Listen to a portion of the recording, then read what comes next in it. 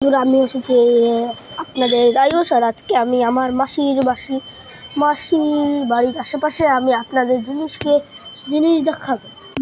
ওইখানে আছে একটা ক্যাথলিক মিশন শ্রীমঙ্গল, আর এখানে প্রতিদিন ডাক্তার বসেন।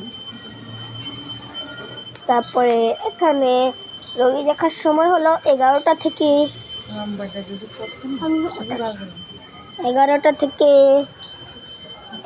3টা পর্যন্ত।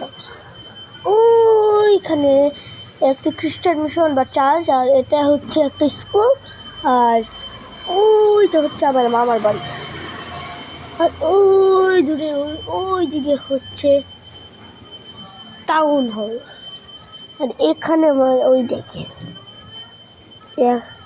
একটি মানুষ এখান থেকে চুরি করছে। তারপরে এখানে একটা বড়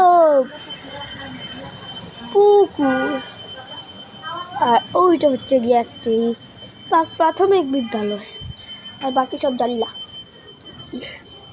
আর এটা হচ্ছে আমি এখন বর্তমানে আছি শ্রীমঙ্গলে। আর আজকের জন্য এতটাই, বাই বাই।